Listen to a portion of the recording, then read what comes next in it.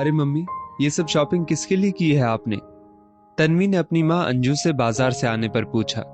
बेटा, तुम्हें तो पता है अगले महीने तुम्हारी बड़ी बुआ की बेटी अदिति की शादी है, तो ये सब सामान उसके लिए है। अब कल ज्वेलर्स के पास चलना है। अदिति के लिए ज्वेलरी लेने तुम साथ चलना और अपनी पसंद से खरीद लेना। तुम्हारी और अदिति की पसंद मिलती जो है, अंजू ने बेटी से कहा। पर मम्मी, इतना सब देने की क्या जरूरत है? बुआ के पास तो सब कुछ है ना, तन्वी बोली। बेटा, हम अदिति के मामा मामी हैं, हमें भात की रस्म अदा करनी है। फिर तुम्हारी बुआ इतने पैसे वाली है, थोड़ी उनकी और अपनी इज्जत भी देखनी है ना। फिर हमारे पास है तो हम कर रहे हैं, ना होता तो नहीं करते। अब ज्यादा बात नहीं, ये सामान रख कर आओ और एक गिलास पानी पिला दो, अंजू बोली। जी मम्मी, अभी लाई, तन्वी ये बोल अंदर चली गई। तन्वी की बुआ की बेटी की शादी अच्छे से निपट गई। कुछ समय बाद तन्वी की छोटी बुआ की बेटी की शादी थी। तन्वी, मेरे साथ बाजार चलना, शादी का सामान इकट्ठा करना है ना, अंजू तन्वी से बोली और दोनों माँ बेटी बाजार चल दी। बस करो ना मम्मी, कितनी शॉपिंग करोगी? 4 घंटे की शॉपिंग से ऊब कर तन्वी बोली। बस बेटा, पर्स और चप्पल लेनी है, अंजू ने कहा और चप्पल की दुकान की तरफ चल दी। मम्मी, इतनी सारी शॉपिंग करने की क्या जरूरत थी?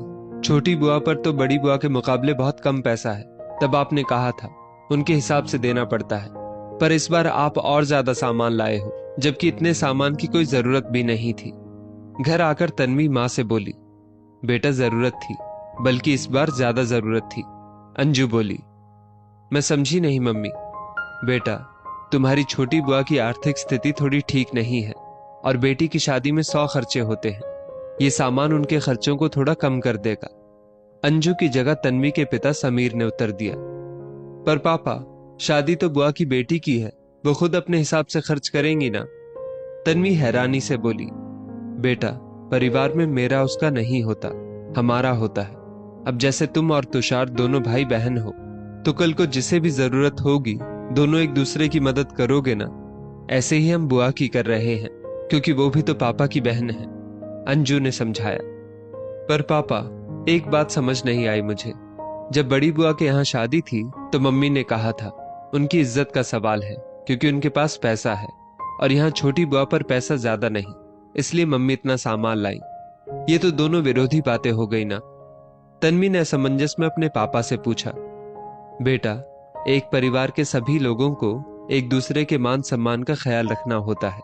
तुम्हारी बड़ी बुआ के पास पैसा है और हमें देने का सामर्थ्य है, तो हमने तब उनके सम्मान के लिए सब किया, और अब छोटी बुआ की मदद को। एक परिवार के हर सदस्य का फर्ज है एक दूसरे के मान सम्मान के साथ साथ एक दूसरे की जरूरतों का भी ख्याल रखे, तभी परिवार परिवार कहलाता है, समीर ने कहा। समझ गई पापा, एक हैप्पी फैमिली वही होती है जहां सभी एक दूसरे को हैप्पी रखते हैं, उनकी मदद करते हैं, तन्वी बोली। बिल्कुल सही कहा, ये बोल समीर ने बेटी को गले लगा लिया। दोस्तों, ये सच है कि एक परिवार में सभी तरह के लोग होते हैं, कुछ गरीब कुछ अमीर। अगर हमें सामर्थ्य हो तो हमें सबके सम्मान को बचाए रखते हुए सबको साथ लेकर चलना चाहिए, और हो सके तो सबकी मदद करनी चाहिए, तभी एक परिवार की परिभाषा सार्थक होती है। इस स्टोरी को लेकर आपकी क्या राय है, नीचे कमेंट करके जरूर बताइएगा, और ऐसी ही और भी बेहतरीन वीडियोस के लिए हमारा पेज जरूर फॉलो करें। धन्यवाद।